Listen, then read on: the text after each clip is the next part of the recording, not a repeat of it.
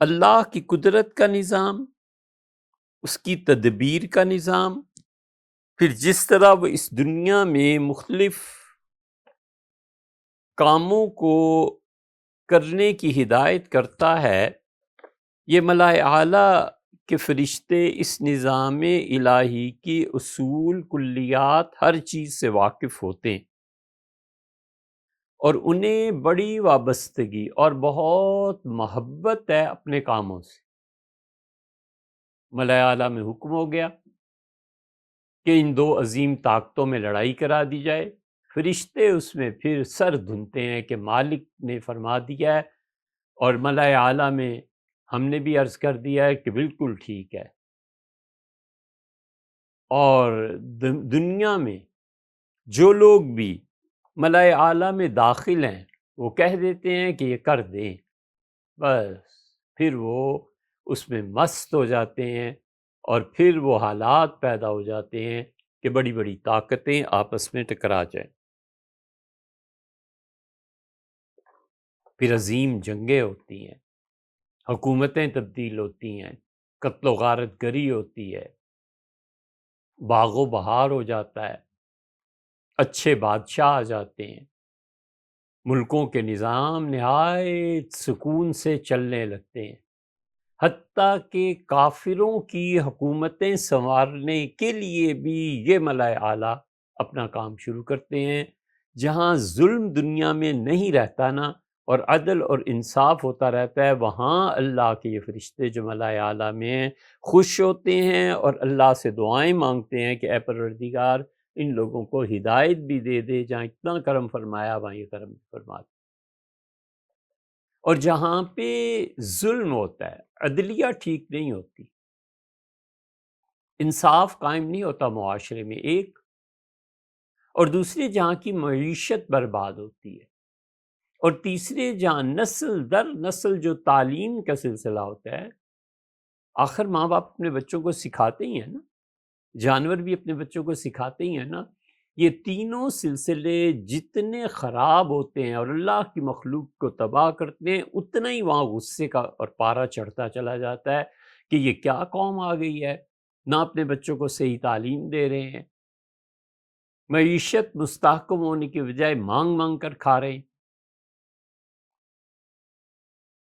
اور ان لوگوں کو کیا ہو گیا ہے، ہر طرف ظلم ہے، پھر وہ حرکت میں آتے ہیں، اور اللہ کا فیصلہ ہو جاتا ہے کہ برباد کرو انہیں، مارو انہیں، تو پھر وہ مار پڑتی ہے، کب؟ جو قرآن میں آیا ہے، اللہ نے فرمایا ہے قیامت میں جب یہ ہمارے سامنے آئیں گے تو ہم انہیں کہیں گے کہ جتنے آج تم جہنم سے بیزار ہو نا، اور جتنی تمہیں نفرت اس جہنم کی آگ سے ہے، مجھے اس سے زیادہ نفرت دنیا میں تم سے تھی جب تم شرک کرتے۔ اللہ یہ اس دن کہے، اس لیے جتنے ظالم ہیں، جتنے معاشی طور پر اپنی جگہوں کو ٹھیک نہیں کرتے، اور جتنے تعلیم کو برباد کرتے ہیں، ان تینوں طبقوں کو سوچنا چاہیے کہ خدا کی لعنتیں ادھر کیوں پڑتی ہیں، اور پڑتی تینوں پہ۔ اسی لیے شاہ ولی اللہ صاحب رحمۃ اللہ نے بتایا خود کہ جب وہ عرش معلیٰ تک ان کی روح کا عروج ہوا تو انہوں نے وہاں فرشتوں کی گفتگو میں کیا سنا، یہ بات گزر چکی ہے۔ شاہ صاحب رحمۃ اللہ پھر فرماتے ہیں کہ ملائے اعلیٰ کے یہ ملائکہ اس نظام الہی سے بڑی محبت اور وابستگی رکھتے ہیں، اور پھر اللہ تعالیٰ کی طرف سے ان پر احکامات وارد ہوتے ہیں، اللہ کا حکم ہوتا ہے کہ دنیا کے معاملات کو پلٹیں، جو نظام چل رہا ہے اسے الٹ پلٹ کر دیں، اس کی حکومت ہٹا دیں، اس کی حکومت لے آئیں، یہ کم ظالم ہے اس سے بڑے ظالم کی حکومت لاؤ، یہ کم انصاف والا ہے اس سے زیادہ انصاف والے کی حکومت لاؤ۔ تو فرماتے ہیں کہ یہ جو نیچے زمین والے فرشتے ہیں نا، کروبی، انہیں اس کا علم نہیں ہوتا، اور یہ فرشتے جو اوپر والے ہیں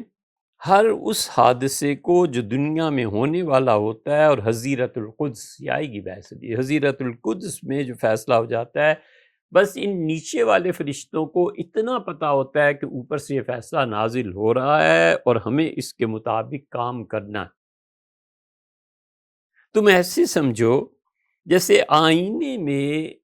ایک شکل و صورت عکس پڑ رہا ہے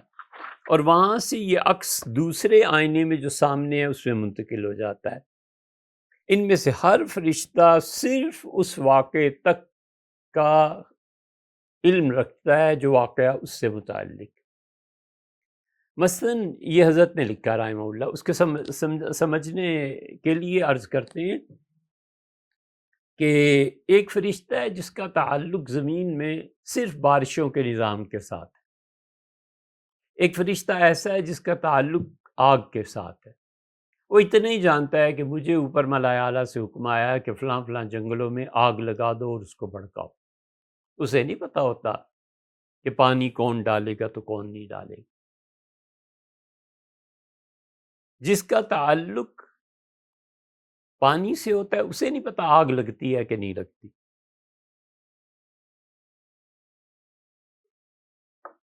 کوئی اللہ کا بندہ اللہ اسے چن لیتا ہے، ملائے اعلیٰ سے حکم نازل ہوتا ہے کہ یہ میرا بندہ ہے، مجھے بہت اچھا لگتا ہے، جو سب ہو۔ حدیث میں آیا ہے ترمذی میں، اللہ کہتا ہے مجھے بہت اچھا میرا یہ بندہ لگتا ہے، جو فرشتے زمین پہ ہیں انہیں کہو کہ اس کے لیے مصیبتیں تکالیف پیدا کریں۔ اب وہ تکالیف میں گر جاتا ہے، مصائب میں گر جاتا ہے، پریشانیوں میں گر جاتا ہے، لوگوں کی زبانوں میں آ جاتا ہے، تہمتیں لگنا شروع ہو جاتی ہیں۔ تہمت تمہارے عشق کی ہم پر لگی ہوئی، سننے کو بھیڑ ہے سر محشر لگی ہوئی۔ فیصلہ ادھر ہوتا ہے کہ ہمیں اس سے محبت ہے، اس کو مصیبت میں مبتلا کرنا ضروری ہے۔ اب یہ جو ہر وقت گاتے پھرتے ہیں نا کتاب و سنت، کتاب و سنت، کتاب و سنت، ایک ٹکے کے پڑے ہوئے نہیں ہوتے، یہ قرآن میں آیا ہے۔ اللہ نے فرمایا میں نے موسیٰ علیہ السلام سے کہا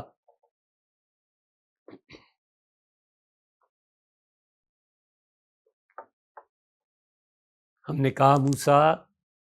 القیت علیک محبتا منی، موسیٰ ہم نے تجھ پہ اپنی محبت کا نور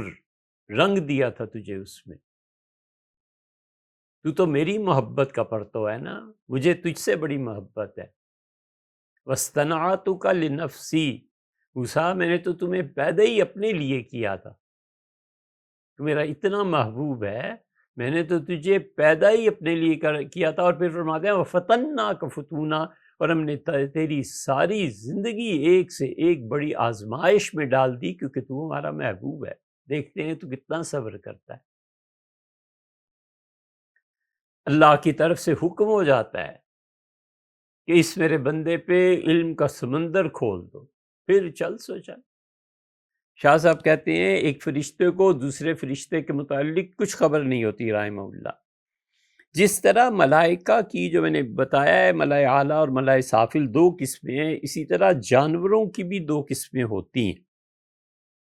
اور انسان میں یہ دونوں قوتیں آتی ہیں، فرشتوں کی بھی اور جانوروں کی بھی۔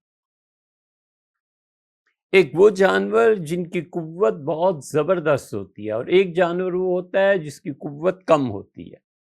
مثال کے طور پہ تم کسی بھی جانور میں میل کو لے لو تو صحیح مزاج لے کے پیدا ہو، پیدائش کے وقت اس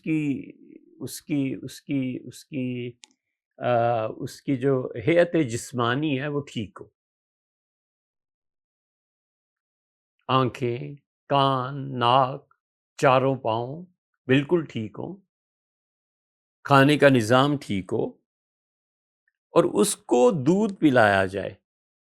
اور کھانا بھی اسے بہت وافر مقدار میں جانوروں کی طرح وہ کھائے بھی، اور کوئی اس کو چوٹ اور نقصان نہ پہنچے، تو اس میں دو چیزیں پیدا ہو جاتی ہیں۔ ایک تو وہ شدید غصے میں بھر جاتا ہے، بات بات پہ ایسا نر جو ہوتا ہے نا بالٹیاں الٹ دیتا ہے، بات بات پہ سینگ مارنے کی کوشش کرتا ہے، کسی کے قابو میں ہی نہیں بہل آتا۔ یہ ڈنگر پنا یہ انسانوں میں بھی آ جاتا ہے۔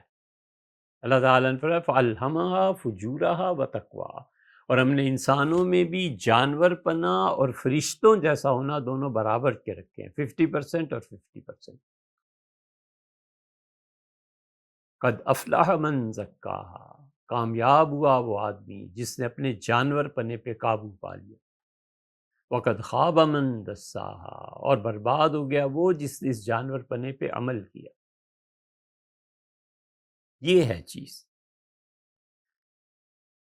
ایک تو حضرت نے فرمایا اس کی قوت اور طاقت بے انتہا آ جاتی ہے،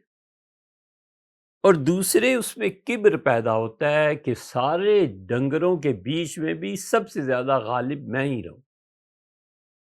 جو لوگ جانور پالتے ہیں وہ جانتے ہیں، اب تو خیر موویز آ گئی کہ جو جانور جتنا طاقتور ہوتا ہے تو وہ کوشش کرتا ہے کہ اسی جیسے اور میل اور ڈنگر وہ بھی اس کے تابع رہیں، چنانچہ اس کی نظروں میں کوئی نہیں جچتا جب تک کہ وہ اس کی طاقت کو تسلیم نہ کرے۔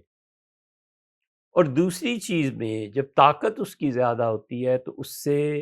شدید تر کام انسان اس حیوان سے لیتے۔ راہٹ چلانا ہے، ایسے ہی نر کو لائیں گے نا، لڑائی کرانی ہے ایسے ہی جانور کو چنا جائے گا نا، ریس کرانی ہے، بیل داند یہ سب اسی طرح چنے جائیں گے نا، اسی معیار پہ۔ اور فرماتے ہیں کہ دوسرے کو دیکھو جو پیدا ہی اتنی کمزور حالت میں ہوا ہے کہ کھڑا نہیں ہو سکتا، تم چاہے اس پہ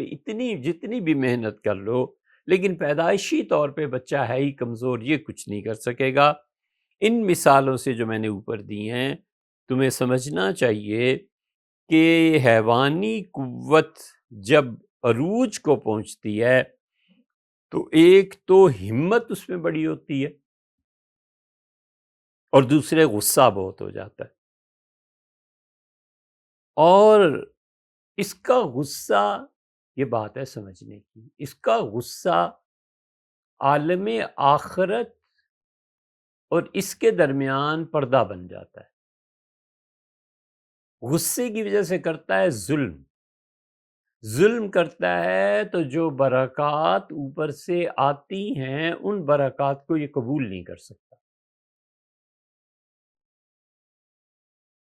اس کی ایک اور مثال اپنے پاس سے دیتے ہیں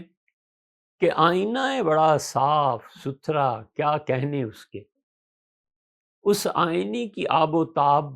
جب اس میں جانور پنا آ جائے تو اس پہ کیچڑ مل دیا جائے۔ اب جو آئینے کی اصل ہے کہ اسے عکس بتانا چاہیے وہ عکس نہیں آتا، کیونکہ آئینے کی اصل آب و تاب میں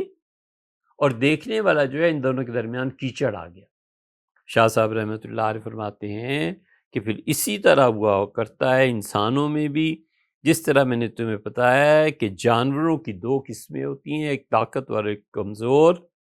تو جب جانور پنا انسانوں پر غالب آتا ہے تو پھر ان کی بھی یہی ہو جاتی ہے بات، فرشتوں کے ساتھ جو اللہ کے ناموں کا مظہر ہے، اسماء الہیہ کا، جب زمین میں رہنے والے انسانوں کی تعلق بڑھتا ہے تو وہ اس میں اللہ کے ناموں کے ساتھ تعلق بڑھ جانے میں قوت ملکیت زیادہ ہو جاتی ہے۔ اس لیے شاہ صاحب رحمۃ اللہ نے فرمایا کہ اللہ کا نام جپتا رہے، اللہ کے نام لیتا رہے، روزانہ اللہ کے نام پڑھتا رہے، اور یہی وہ حکمت ہے جو حضور صلی اللہ علیہ وسلم نے فرمایا کہ ان للہ 99 اسماء، اللہ تعالیٰ کے 99 نام اگر تم میں سے کوئی آدمی یاد کر لے، ان کو روزانہ پڑھتا رہے، وہ جنت میں جائے گا، کیونکہ اس کی قوت بہیمیت، جانور پنا اور غصہ، یہ چیزیں خدا کے نام اپنے انوار و برکات سے اسے ڈھانپ لیں گے، دبا دیں گے، اس میں فرشتوں کی کیفیت پیدا ہو جائے گی، یہ فرشتوں کی کیفیت اسے ملائے اعلیٰ سے جا ملائے گی، اور ملائے اعلیٰ میں اگر اس کا رسوخ ہو گیا تو دنیا کے بہت سے فیصلے اس کی دعاؤں سے ہو جائیں گے۔ یہ ہے کنسرنڈ، ایک سے دوسرا، دوسرے سے تیسرا، تیسرے سے چوتھا، اللہ کے نام یہ پڑھتا رہا، اس کی بہیمیت جانور پنا سرنگوں ہو گیا، فرشتہ ہونے کی طاقت غالب آئی کہ یہاں بیٹھا ہے، اور ملائے اعلیٰ میں اللہ کی تجلی کسی اور فرشتے پہ اس کی ہے، اس کو اس فرشتے سے ان چیزوں سے مناسبت ہو گئی، وہ فرشتہ اللہ کے حضور اس کے لیے دعا مانگتا ہے۔ تو اس انسان میں ملائے اعلیٰ کے ساتھ کنیکشن جب پیدا ہوتا ہے تو پھر اس انسان کو اللہ کی طرف سے بہت سی برکات دی جاتی ہیں۔